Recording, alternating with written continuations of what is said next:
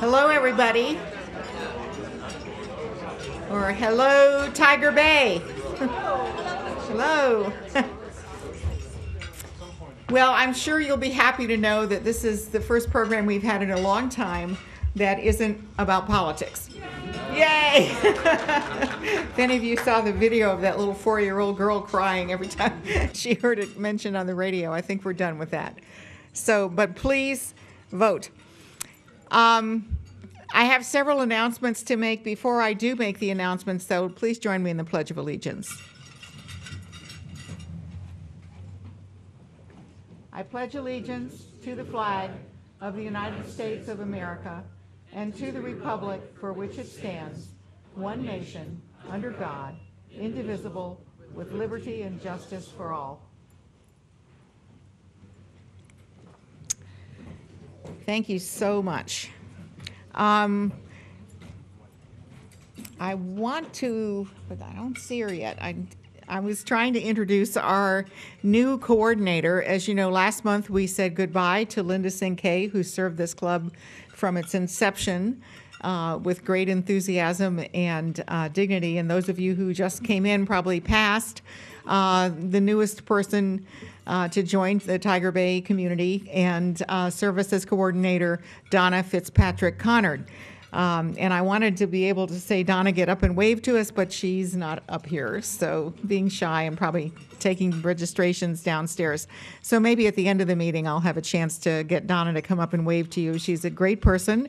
I've known her. I worked with her for 2 years at USF, and she'll do a great job for Tiger Bay. We're very thrilled to have her on board.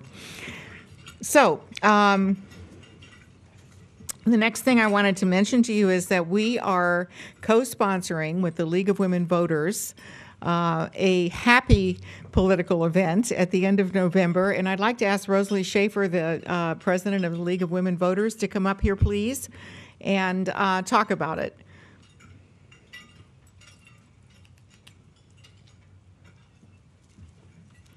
Hi. I want to tell you a little bit about this event and how it came to be. It occurred to us that while there are all these political events, there's no real closure in the community. The candidates work so hard, and it's so stressful.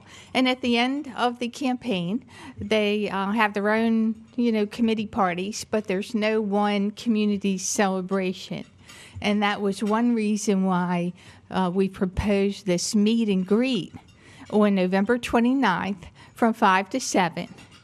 It'll be happy hour and hors d'oeuvres, and we're inviting all the newly elected and re-elected officials, and the public will be invited. It'll be held at the Ezra Cafe. And I've got flyers in the on the table there for you to take out with you. But a little bit more about it. There's other reasons why also. Another reason is why the officials have probably met each other, but not everybody at all the different government levels. And they will be working with these people. So we're inviting everybody from city, county, and state levels of office. And also, they will get to meet their citizens in a way that they couldn't meet before, more informally, in a situation where they don't have to watch everything they say. And you're no longer running. I've never. So anyway, we're hoping you'll join us. Our event coordinator is Lee Fluger, and she couldn't make it today, but she broached the subject with Tiger Bay, and they thought it was a really neat idea as well. And we're hoping if this turns out well, this will become a regular event that we will have after every general election. So we appreciate your support in this, and I hope you can make it. November 29th, Thursday, 5 to 7 at Ezra Cafe. And if you make a reservation, you'll be assured admittance. It'll be $20. And the flyers are in the lobby. Hey, thank you. Okay, thank you. Our Tiger Bay Board proudly decided to co-sponsor this because it's a very positive step, I think, to bring harmony to our various branches of government and bring us all closer together as a community and allow us to really talk to people off the cuff, informally, and have a meaningful conversation. I wanted to mention to you, too, that we're in our membership drive season. Hello, it's time to renew. If you renew now for 2013, here's Donna. Okay, Donna, I already introduced you, but Donna, if you would just wave to everybody. That's Donna Fitzpatrick Conard. You can join now. If you're a new member, you can join now, and the December meeting, which is our last meeting of this year, obviously, will be included in your 2013 membership. So if you join now, you can come in December as a member in good standing. We routinely do not meet in January, so our first meeting of 2013 will be in February. Also, we are changing our regular meeting date. And I thought you'll get notices about this. Everybody will need reminders. We will be meeting the third Thursday rather than the first Thursday of every month. The reason for that is that our meeting has been in conflict with the Sarasota Tiger Bay from the beginning. And a lot of members from there would like to come here. We have members here that would like to go there. So we thought, well, we'll try. And after a consultation with the board, we picked that date as one with no conflicts. And as soon as I say that, somebody in the audience is going to say, oh, wait a minute. And if you do have to say that, let me know. But for now, I think that's what we're going to do. The other thing I wanted to mention to you is that our December program will feature the Honorable Dan Miller, who probably needs no introduction to most people in Manatee County. He was our U.S. Congressman for 10 years. Dan Miller is somebody I've known for a long time, and I would say he's a model for what we all wish that our Washington politicians would be. He's a gentleman. He's very well informed on the issues. He's never had a conversation that wasn't civil. And he understands the entire fiscal process of Congress because he served on the Appropriations Committee while he was in Congress. He's also a professor, so he can explain things very well. Dan is going to speak to us and exchange ideas with us and take a lot of questions from you about the fiscal cliff, which after this election will be the next looming big thing that our country is going to have to deal with. So I hope you'll come to that meeting. I think that you'll find that Dan is highly informed, very engaging, and really knows the ins and outs, so he can really explain things. Most of us hear these terms and we get scared to death and we don't know what they mean. And Dan will be able to give us a good explanation. I'm just going to introduce our program in a moment, but the other thing I wanted to remind you is this is a member-driven organization. When you have a question, after our speakers give their brief introductions, come up to the mic, say your name, ask your question, and say which of the speakers or if all three speakers you want to respond to your question. So if you have a question for just one, say this is a question for speaker whoever. The topic that we're covering today, gangs in Manatee County, is one that's just extremely important. Our members, when we did a little survey earlier in the year, that was one of the top topics. It was probably the top topic that our members asked us to pull together a program about. And I think the reason is very clear. Kids are joining gangs at younger and younger ages. We read about gang crime in the paper almost every day. A lot of people in Manatee County are in shock that this problem is occurring in our sleepy, happy little community. We don't have a real idea of the whole life that goes on here. And a lot of people who have children in school are very frightened for the effect that gang members going to all of our public schools might have on the schools and on their children. So we felt this was an important program. I think for most of us, it's a big shock when you think about how young some of the people are that end up in gangs, and you think, it was only yesterday that that was a little boy or a little girl, and now suddenly they're getting arrested, and how does this happen, and why does it happen, and what can we do about it as a community? In our community, we have basically a two-pronged approach. We have the law enforcement approach, and then we have the social services approach. And they work hand in hand, and they're both very important. So we've pulled together representatives from law enforcement and from social services. And they're going to speak to you briefly. Each person has 5 or 6 minutes to say what they wish to say to get the topic introduced. I'm going to set my little timer, as I usually do, so if they hear the little beep beep, they know they've got to start to wind down. And our fondest hope is that you will ask the questions that are on your mind. Feel free to ask whatever you want to ask. They're ready to answer your questions. Sheriff Stubbe, I know a lot of you are saying, where's Sheriff Stubbe? I got a call this morning about 10:30 from his office saying that he was extremely sorry he could not make it. Something has come up. He is the sheriff, and whatever's come up, I'm glad he's attending to it. And so, but he was gracious, and we're very fortunate to have with us Sergeant Gary Comby, because the sergeant is really the person who handles this issue within the Sheriff's Department. He's very knowledgeable. He'll be a great representative of the Manatee Sheriff's Department, and he will lead off the program. Hi, my name is Gary Comby, and like I say, I run the gang unit. Just to let you know about the Sheriff's Department, we have 2 gang units. My gang unit is strategic. In the strategic gang unit, we do strictly racketeering and continuing criminal enterprise investigations, which are long-term investigations that send people away for up to 30 years in the Department of Corrections.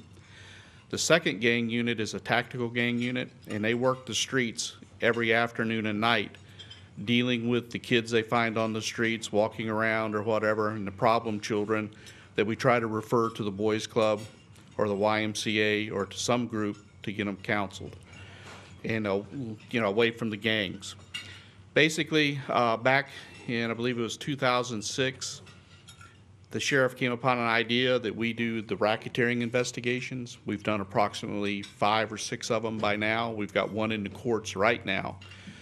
Of those, we've taken roughly 60 gang members off the streets of Manatee County for up to 30 years in the Department of Corrections.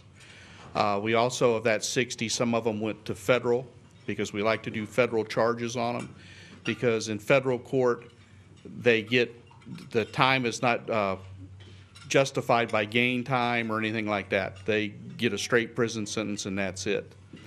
You'll find in Manatee County we have 25 to 27 active gangs.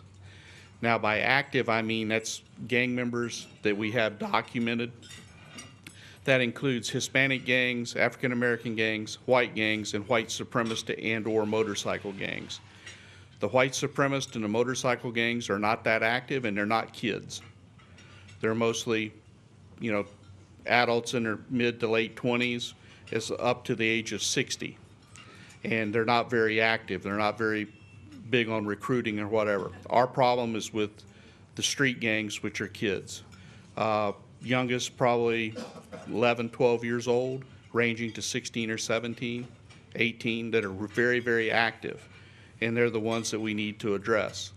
Total numbers range from 750 to 950 on any given day of the week or month, and that is because we do computer entries and database entries on documented gang members on a daily basis. But if you haven't had a gang contact, if you haven't been contacted by law enforcement and you're a documented gang member, after 5 years your name is automatically purged from the system. So as we're entering people into the database that they're a legitimate documented gang member, we're getting a purge back from somebody that hasn't been involved in any police activity or whatever, to get their name, sent to the database. So, like I say, it varies. The last count I did was approximately 2 months ago. It was 950, but since that time, I've gotten 350 purges back that we have to go and we have to pull each purge to make sure that that person is still not involved in gangs and is on the right track or is moved from the area or whatever. Kind of not, it wasn't a scientific survey, but we did a count. When we did the last count, we find that 17% of the documented gang members in Manatee County are girls. And girls are becoming a big issue in the gangs. In the old days, and Jerry Perry should probably touch on this, female gang members were just hang-arounds. They were girlfriends. They made money for the gang by selling themselves or doing stuff or setting up crimes. Nowadays, they want equal rights amongst the men. So instead of being sexed into a gang, which is how it used to be, now they're being beat in. Just like Johnny. Johnny wants to be a gang member. He has to take a beating by all the gang members. The girls are doing the same thing because then they have equal status. They have an equal vote in what the gang does. So the gangs are here. It's not necessarily in the poor neighborhoods of this county. Some of the most affluent neighborhoods in the county, we've got kids in those neighborhoods that are documented as gang members that we deal with. So it is a broad-based problem that we're trying to address, and we're addressing it quite well, but we don't think we'll ever make it go away. Thank you. Okay, thank you.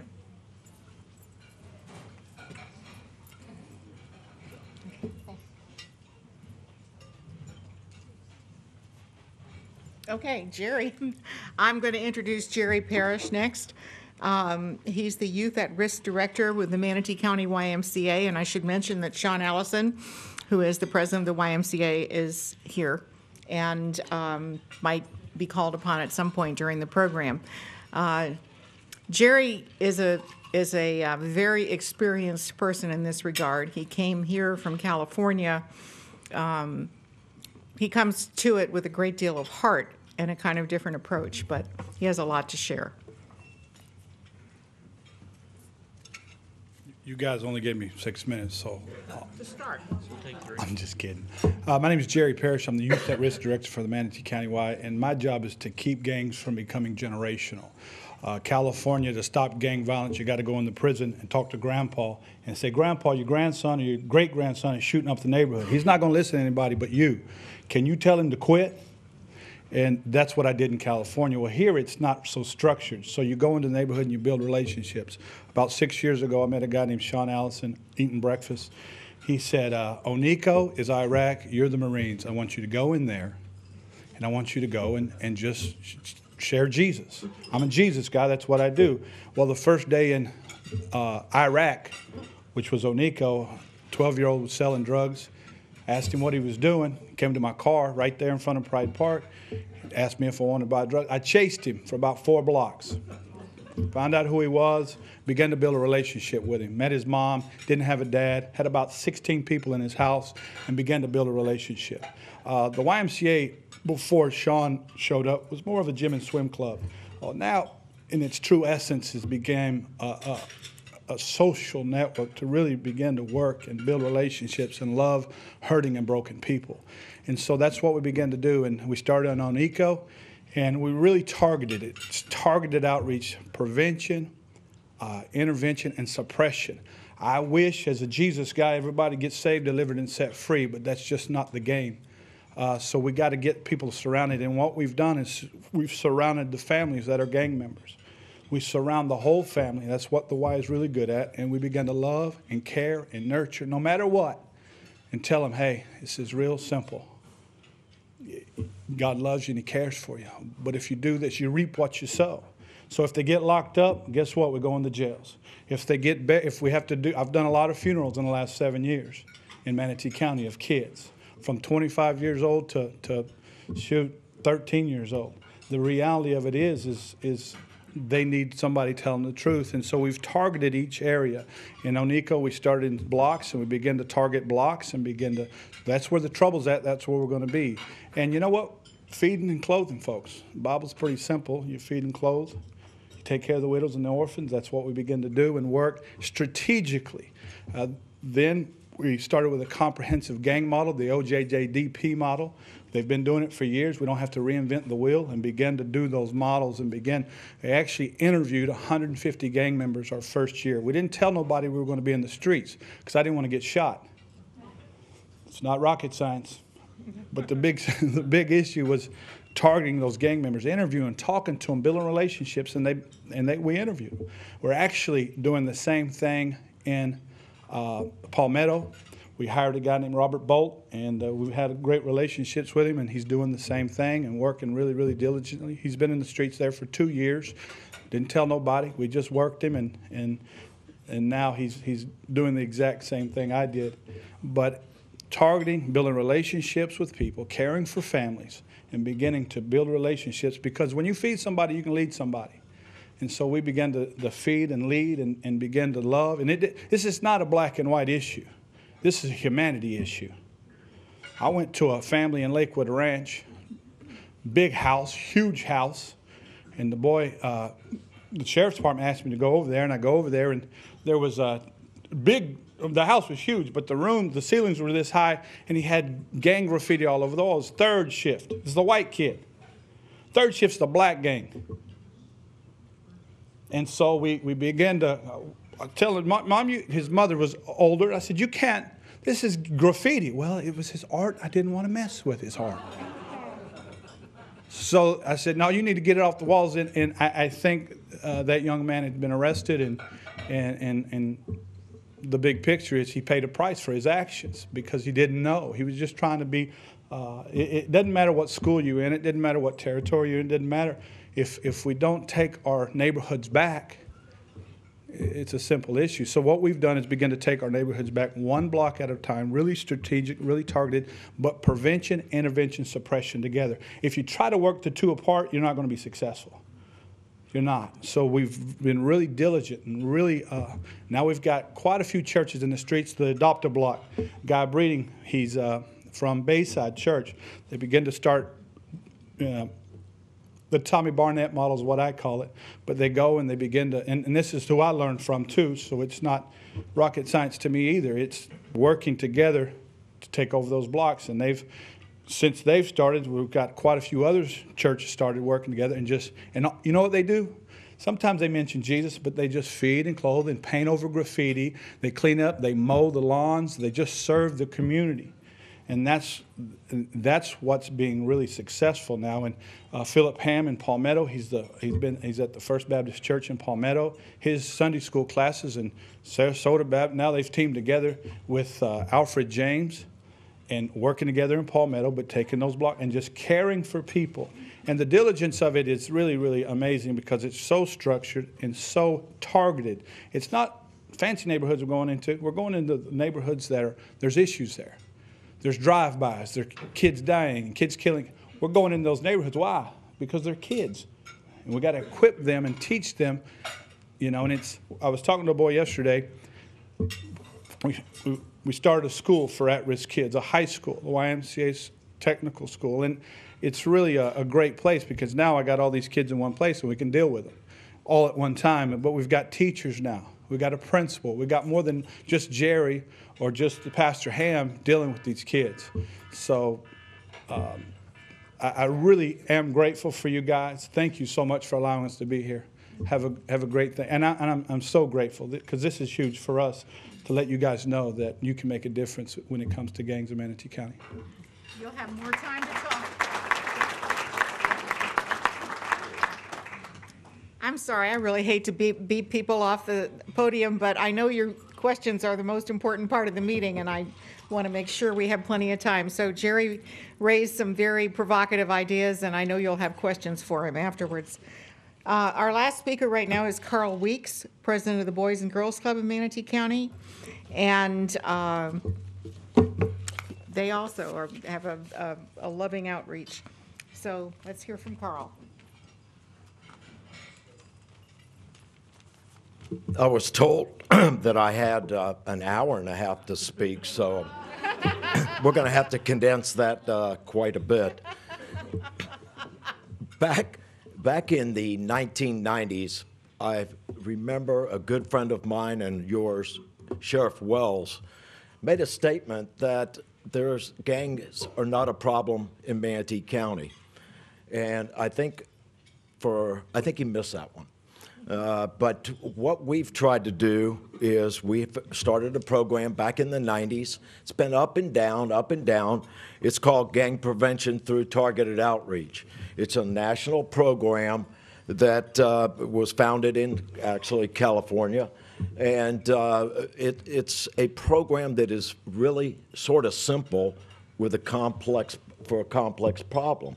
What we want to do is get children into a quality program and have them mentored by caring adults. There's choices that children make. They can either be positive or negative. And quite often, they fall to the negative because gangs give them a sense of belonging. Well, when you really think about it, the Boys and Girls Club, the Y, other youth agencies, look at the positive ways that we can really provide opportunities for children. And that's what we've got to do. I know that there are issues throughout this community, and we've got to take a look and say, we've got to make a difference. And the program that we're using is we're involving the courts, the police system, juvenile justice. Actually, are we doing the job we should be? I think we're not 100% there. Obviously, or Gary wouldn't, he'd be out of a job if we were all doing the things we need to do. But we've got to take a look at each child individually and give them that chance to be successful. If not, we're losing to the streets, and that's a dead end for everyone. So with our program, what we're trying to do is, again, make a difference. We've hired a young man by the name of Corey Waters. Corey is our gang program director, and I'm really excited about him being on our staff. He knows the pulse of the community. He works well with others, and I guarantee you, not one organization can make this happen. It's got to be a combination of work with schools, with churches, with others to do this, to solve this issue. And I'm not so sure we're winning right now. But the Boys and Girls Club is going to do their best to try to help be a community problem solver. What we're doing is we're targeting to bring in 70 young people ages 10 through 18. And what we're going to do is, under Corey's leadership, we're going to have mentors that are going to be working with these children. They're going to have, it's like a case manager in a way, where we're going to talk to them and find out what their needs and interests are. If we can get that and we understand what they want out of life, we're going to try to help them achieve their goals. We do 5 specific areas of programming: the arts, sports, character and leadership, health and life skills, and education and career development. A lot of kids and the older teens, they want a job. They really want to be productive. We've got to find a way to get them employed, whether it's a stipend or some type of manner to give them some honest money. And the question is it better to work for $8 an hour or sell rock on the corner? I don't know. I hope it's making $8 an hour. But you know, most of the kids do really want a job, so we've got to find that area. We're also looking now to work in a reentry type of program, where we're looking at kids that have been in day treatment and pre and post probation, to get them involved. This is a transparent program that we're offering. It's not like the kids are going to come in and they're going to have a TO on their forehead that says, I'm in the TO program. It's how do we get them involved in the total community programming. We need to get them involved, get them in education. If children can't read by the time they're in 3rd grade, what's going to happen? They're going to lose interest in school, and they're going to be falling prey to gangs. And we've got to get our kids to read. You know, not all kids are going to graduate from high school or college, But you know what? They've got to be part of the positive piece of our community. I get nervous when I think I'm not getting any younger, and some of you folks in this room are the same age as I. Are we ever going to have a good, clean, wholesome community that we can be proud of? We've got to keep working hard every day, working hard together, partnering to make this a better community. And I really believe that the children, you know, they're 25% of the population, but you know, they're 100% of our future. And we've got to continue to do that. Thank you.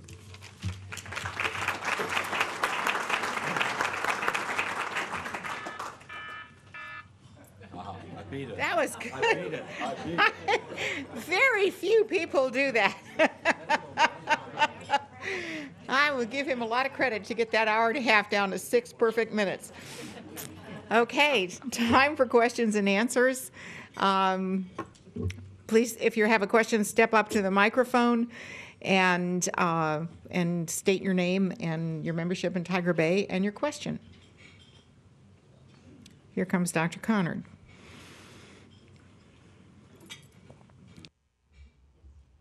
Morning, I'm Dick Conard, and I am a member. I guess my question is to all of you. Is there a profiling of these students or these young people that have dropped out of the educational system of the community? Okay. Not so much that we profile them. Basically, some of the kids are in school, some of them are out. That's what our guys on the street, they look for the guys that are hanging out all the time through the truancy programs and stuff like that. What we do when we find that is we notify the boys club, the girls club, or the Y, and see if we can get them involved. But it just, there's no way to look at this kid over here and say he's going to be a gang member. It just depends on his family life and his peer pressure.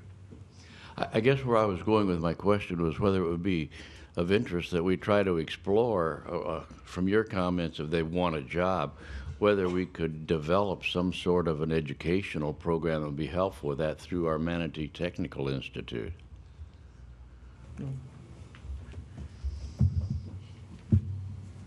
From what I understand, Doctor, I believe that's going to happen. We're working now with other community agencies, the county, and correct me if I'm wrong, we've got to get job training. And MTI. I get confused because actually,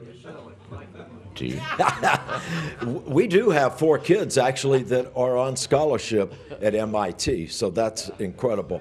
But to find this venue, to get this opportunity, to get kids employed, we've got to find that. We've got to work hard. Is that a yes, that we should be exploring that avenue? We are. Yeah.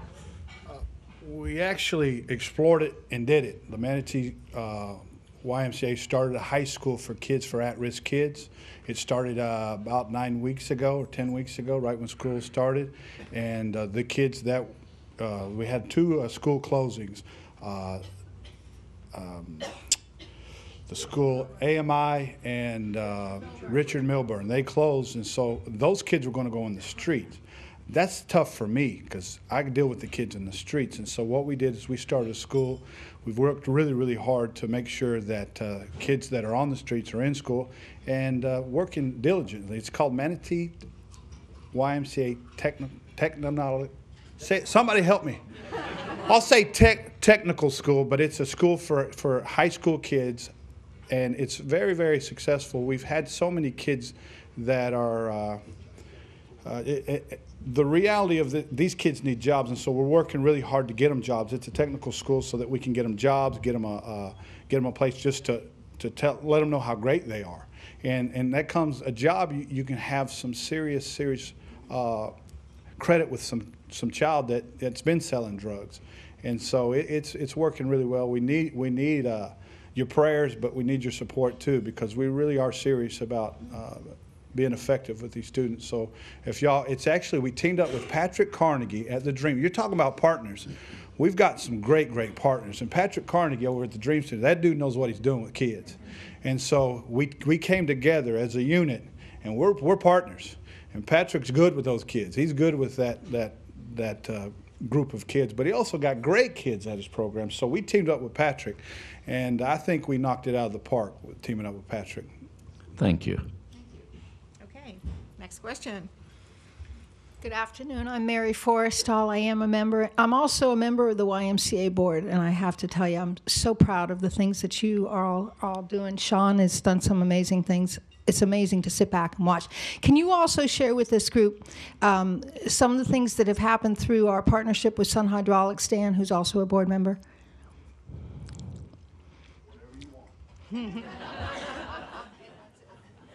Specifics.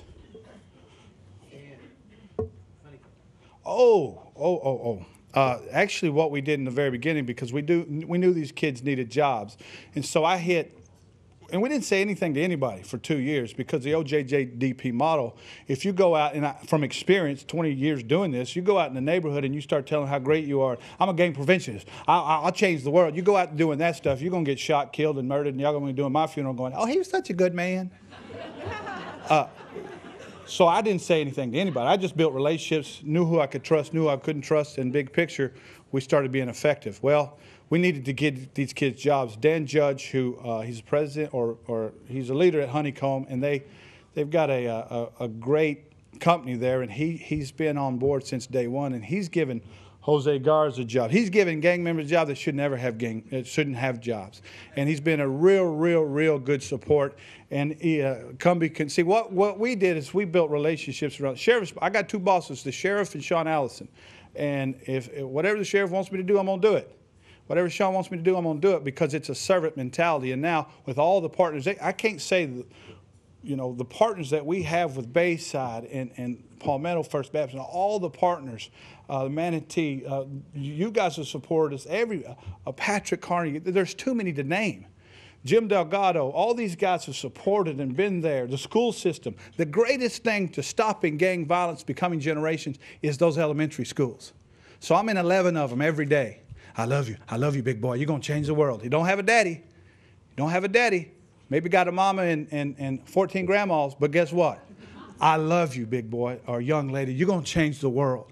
And that's how we stop it from becoming generation. We got the greatest school system on the planet. I know you see all this different stuff, but this community is beautiful. It's great. And you know what? You guys are awesome, because if y'all wasn't so awesome, I couldn't do what I'm doing.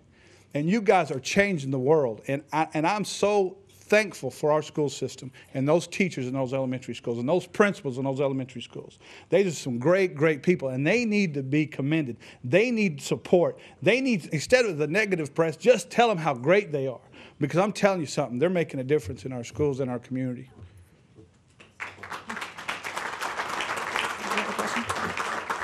Okay, Ben. Good afternoon. My name is Ben Bacher, and I am a board member of Tiger Bay.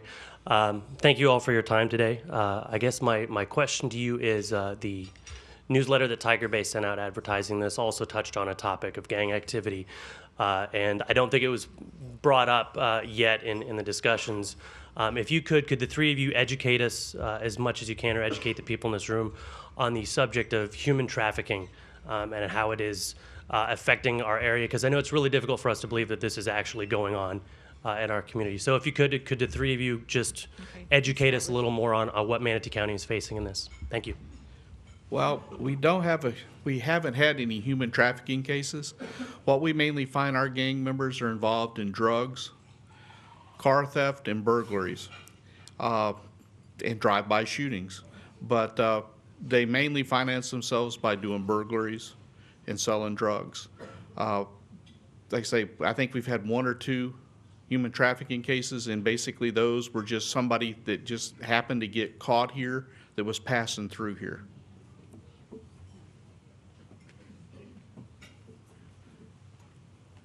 Well, Guy can probably talk on that more, because we're really specific, and we don't want to reinvent the wheel. The Bayside Church does a great job in talking about that topic and dealing with that topic. But when you have 11-year-olds that are pregnant that you got to deal with on a daily basis, that's the same thing. It's ridiculous, and that's in our community.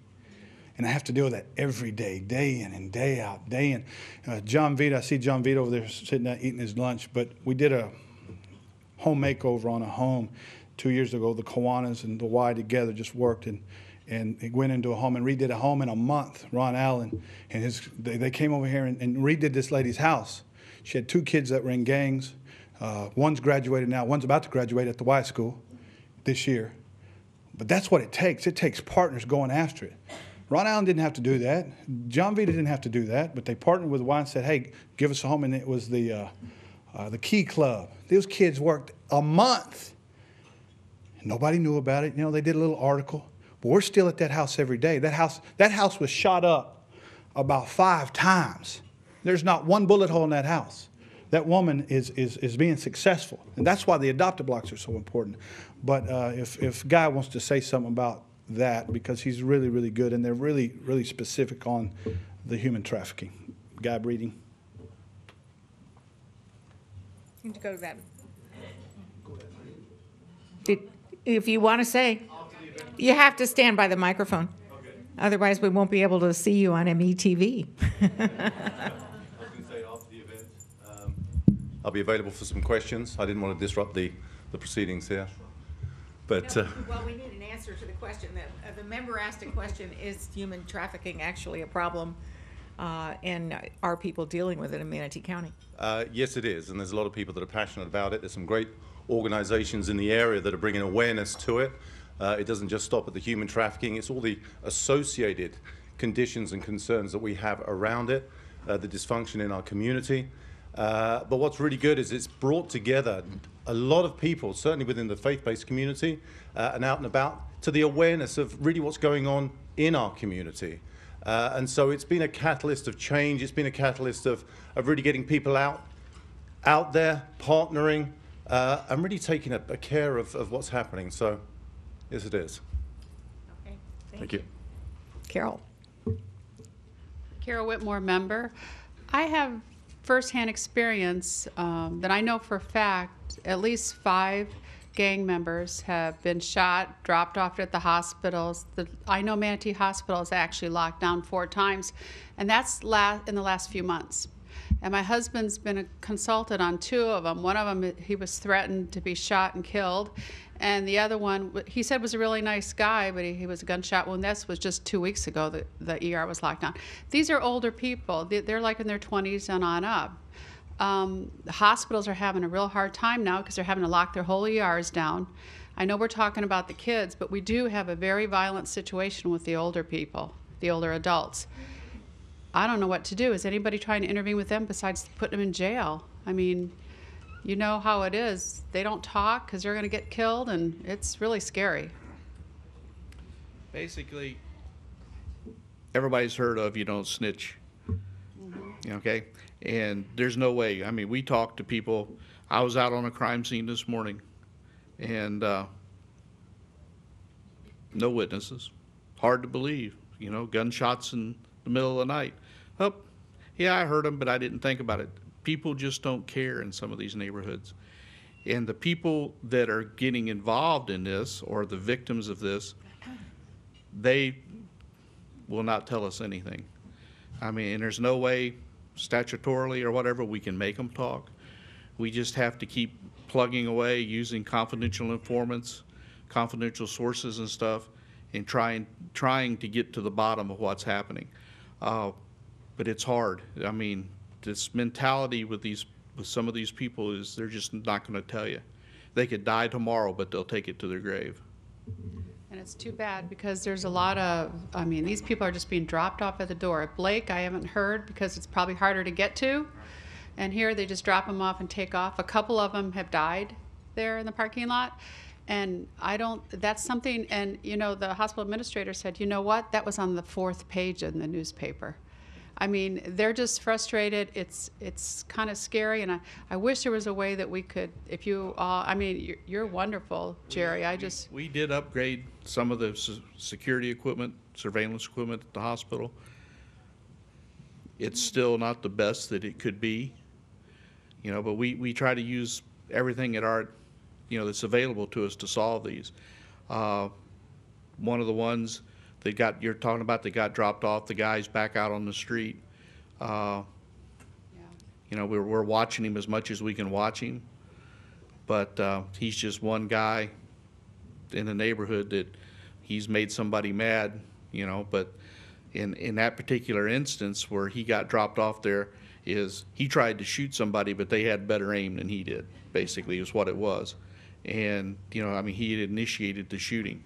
Can we charge him? No, but because we don't have anybody that'll come forth and be a witness to that. I think we've come a long way, but the big picture is we've got a long way to go, and there are some older guys that are leading the groups. But I think if we continue, like we talked about, the darkness runs from the light. If we can continue to bombard those neighborhoods with a lot of good stuff, people will begin to talk. People begin to have an understanding that they're safe. When they don't talk, they don't feel safe a lot of the times in the neighborhood, because if you say something, guess what? They're going to come after you.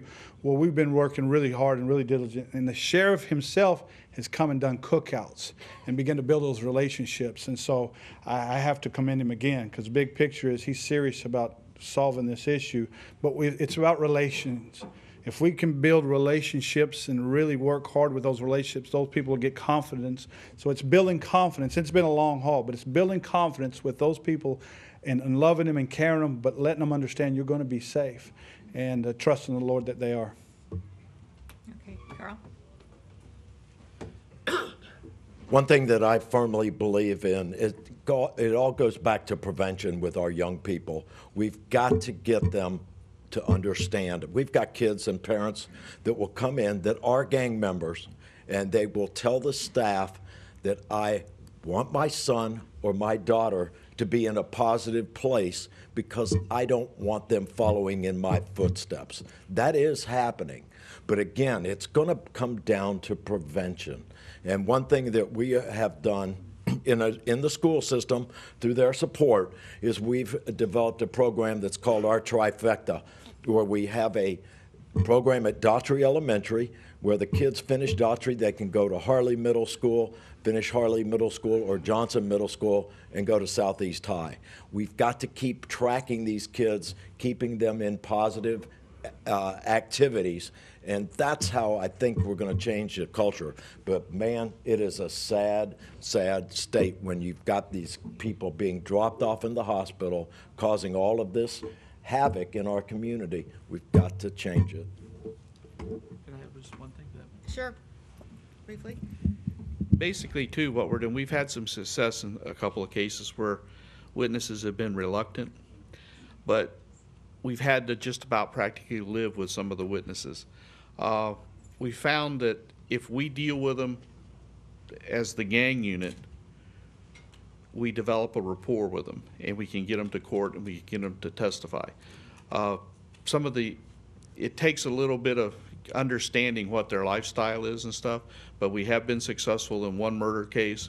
We have got another case coming up that's an attempted murder where we've been babysitting the witnesses, more to speak like that. You know, just we call them every day or so, find out what they need, what they, you know, if they've had any problems and stuff, and we're gradually trying to turn the problem around. But like I said, I can only tell you that there's 2 cases recently that we've really done that with, where the people have been really adamant on testifying. Jim? Good afternoon. I think in all my years at Tiger Bay here in Sarasota, I think this is the first time I actually agree and respect everybody on the panel, so it kind of makes it hard on me. You know, I don't have a gotcha question or, you know, having worked with, you know, the Sergeant, Carl, and Jerry, you know, I think what a lot of us need to understand also is that we ignored this problem for a long time. And I don't want to get into it, but, you know, I know there's going to be a lot of criticism of what's going on, what you guys are doing, but you guys have only been doing this for a few short years. And it's very limited funding. What I want you guys to speak to, especially you, Jerry, because I think we have lunch with every week or once every 2 weeks.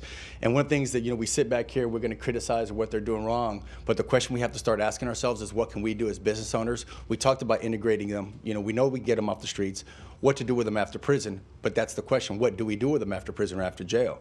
You know, we're employers. Are we going to give them a job? Or are we not going to give them a job? Is our liability insurance going to go up? Those are questions we have to take responsibility also. You know, they're on the street. They're doing part 1 and part 2.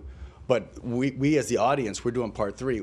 Jerry, I want you to talk and walk them through a day, because I think you glossed on it, and tell them exactly what you go through on a daily basis, because I don't think people understand the kind of dangerous situations you guys go into. You know, Sergeant Gumby's got a gun, so and he knows what to do, but I think maybe you address that.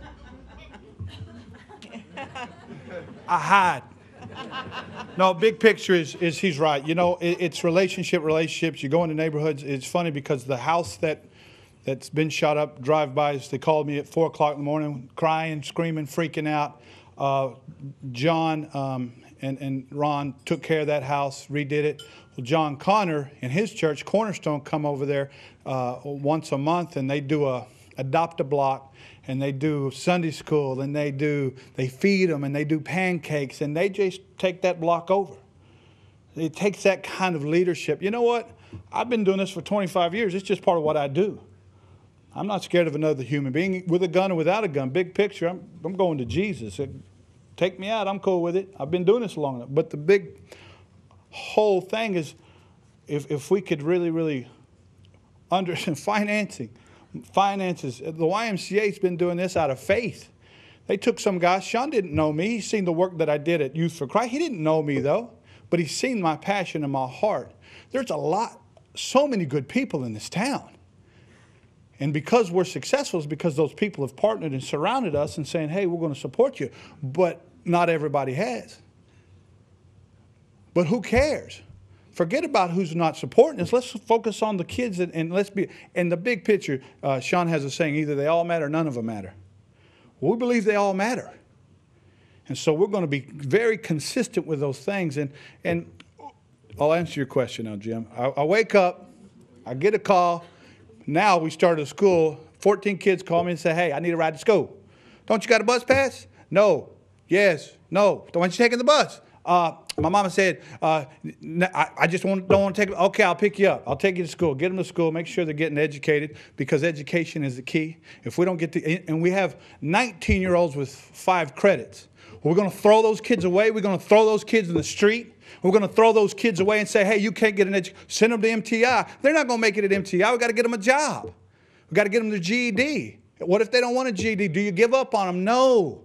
You stick with them no matter what. If they go to prison, we've got the Attorney General's Gang Task Force. Bill McCollum, he was real good with us and really worked hard, and the new Attorney General is really good too. But it's intervention, prevention. You have a job aspect, but you also have the arrest aspect. So you work all those together and really work together. So we've constantly working on those things and getting people in position. I take them to school. Get a call from another school, little Johnny, he's using the F word and he's writing gang signs he's in the 4th grade. So you get little Johnny and you stand him on the table and you look at him, and this is what my stepdad did with me, and you say, you know what, I love you, son. Why are you using this language? Because I effing can. Okay, all right, listen, you can't do that no more. You're going to be something great. You're going to be something mighty. But if you keep acting like this, son, you're going to get in trouble. You know, and you begin to build a relationship with a young man that has nobody but maybe mama or grandma or whatever, and teaching and equip him. You cannot, and I repeat, you cannot stop gang violence by mentoring a child. You cannot. It will not help. You've got to surround that boy and his family, and you've got to be there nonstop. That's why the churches are number one. They've got the education and the churches. And the Boys and Girls Club are a great organization. The reason I'm successful is because Carl Weeks has been here a long time. The Dave Schrott, they were here a long time. But the reason I'm successful is because I know how to surround that home and surround that family and tell that little boy and tell that mama, you can't be doing drugs in this house. It ain't going to happen. Frank Gargett runs our football program. Karan is a coach now over there. We started a football program because they didn't have nothing to do. Now we have 26 teams. Scott Callens gave a bunch of equipment for lacrosse. All kinds of stuff going on, but it takes a community to train up a child. And okay, you get done with that kid.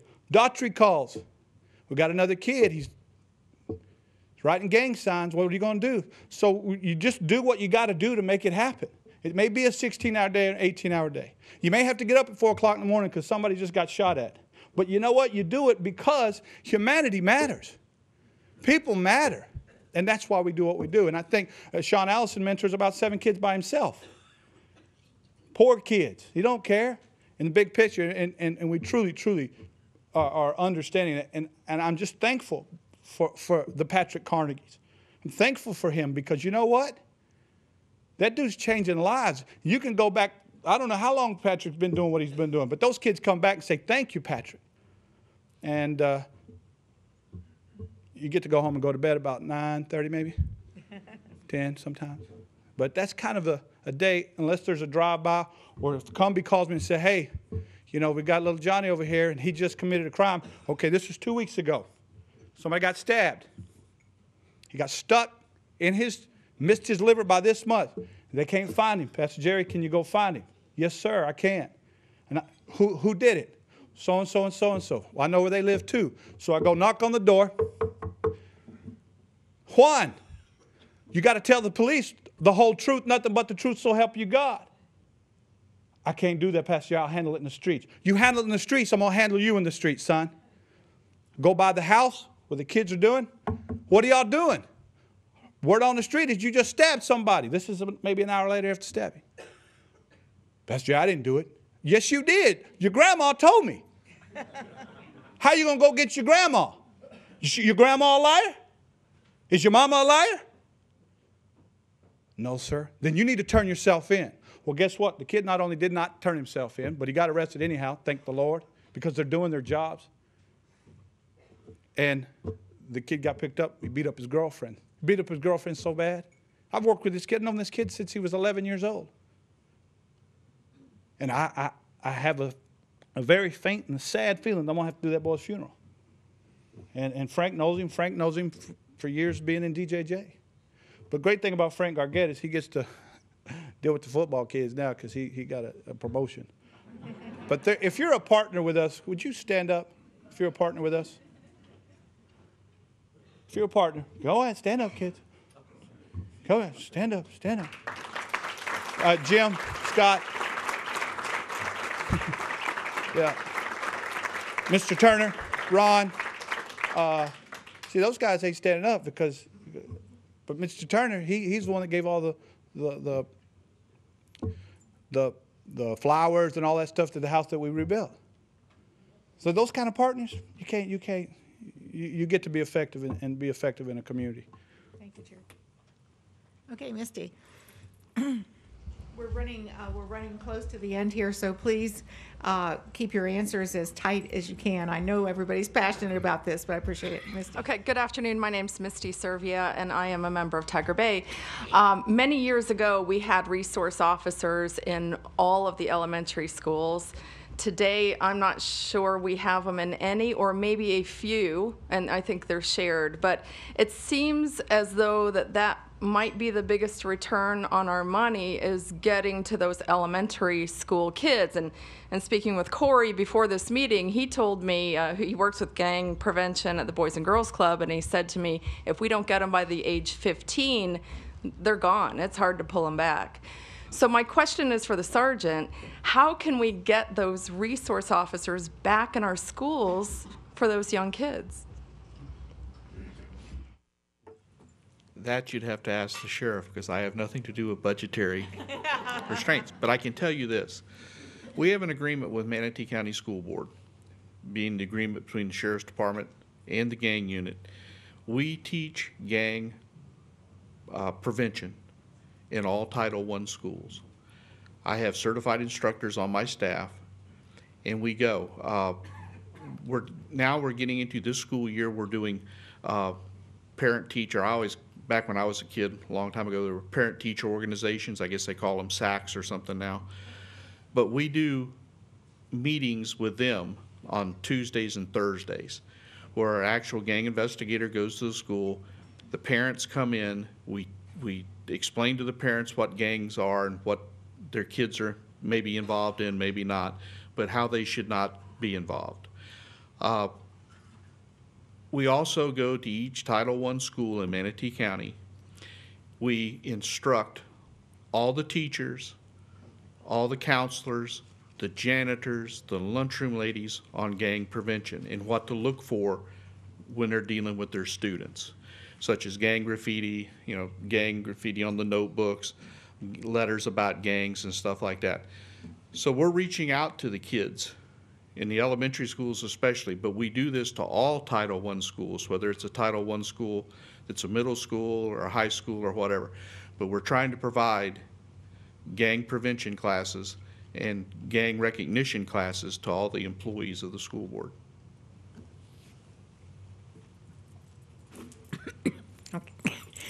Excuse me, last question. I'm Valerie Nelson. I'm a member. There's been a lot of talk about partnerships, and I think we all agree the community needs to come together, no matter whether you're a business person, a human service agency, a church.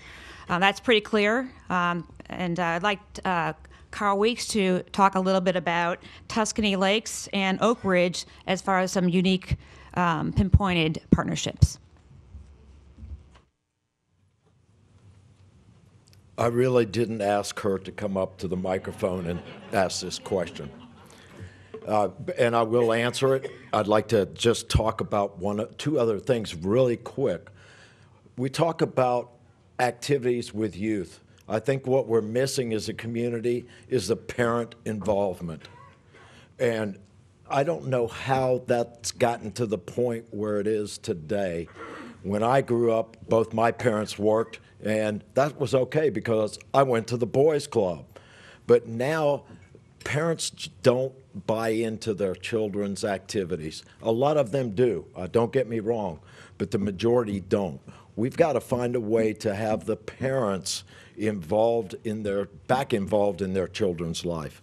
That's number one. Number two, I believe transportation is a huge barrier for children in this community. For an example, our organization buses from 32 different schools to the club. But a lot of parents let their children walk home after school. What's facing them? Danger. And parents are working or don't have transportation themselves. They just let their kids run the streets. We've got to find a way to get transportation for kids back and forth to different arenas, venues, pods, whatever, that are safe. I can tell you one thing that we all need is safety for our kids. That's got to be number one. Now, to answer your question, our Palmetto Club went out outside that box, whatever that box is, and they went to Tuscany Lakes and they went to Oak Ridge and met with the management. And the management said, we've got some juvenile delinquencies pieces going on. What can the Boys and Girls Club do? So we came up with the idea that, say the membership is X. We would go and pick them up from the apartment complex, take them to the club. The apartment complex would take that money off of their rent and then take that funds and pay the Boys and Girls Clubs. So that's certainly going outside the box to get kids involved in housing communities. And we've got to keep looking at ways to get this under control. We've got, again, prevention. And a lot of things, Jerry, I really appreciate the job you do with the Y. We have different missions, different things, but at the end of the day, it's all about what are we doing with our children. And we've got to keep working to make it a safe community, not only for the children, but for us. We go and stop off and get a soda at 7-Eleven or something like that. How do you know you're not going to get accosted and assaulted? So just got to keep working hard. Thank you all very much. I'm going to take executive privilege here for one brief story, because the most important message I think we can take away from this is that these are kids. They're people. They're not, they've taken a different path. They're frightened. They're reachable. my son-in-law teaches had last year taught in a very difficult gang-infested neighborhood in Pittsburgh, Pennsylvania. He's an art teacher. So he had art class, and all the teachers said, forget it. I mean, it was warfare in the school. You had two rival gangs that came to school together every day, and they pretty much fought. Well, he got to art class, and he said, every person here matters. I want each of you to develop your own sign. That's what we're going to do this semester. You're going to create your unique individual sign. So the kids did that, and he had a way of reaching them. He's, himself actually comes from Manatee County, went to Bayshore High School, came from a broken home, had a difficult youth himself, so he understands these kids. When they made their own signs, some of them were so good that he entered them in an art contest, Pittsburgh-wide student art contest, usually won by the prestigious schools. One of the kids won a prize. And and then he silk-screened a T-shirt for everybody with all the signs on it. So we're one. And the kids nobody ever did that kind of thing for them before, to bring them a T-shirt that he made for them. But he went to the where the prizes were awarded with this young man. And it happened to be that I was visiting at the time. And so I got to see this. And that young man could not stop crying. He's a gang member. Thank God there weren't any other gang members there. Because he said to Conrad afterwards, he said, in my whole life, I never thought that anyone would ever recognize anything I did as having any value. He said, this is like a miracle to me. I could be an artist. And I think we have to recognize that inside every single one of these young people, there is some talent that if we just understand how to bring it out, we can do that. And I know that there's a lot of fear and insecurity in the community, and I see that a lot of these kids are suffering too. So I just ask you to remember that, you're dealing with people that only a few years ago, they were little kids. Their heart's still there, and we can reach them. And it's incumbent on all of us to do everything we can. So I thank you very much. I thank our panel. You guys are wonderful. You did a great job.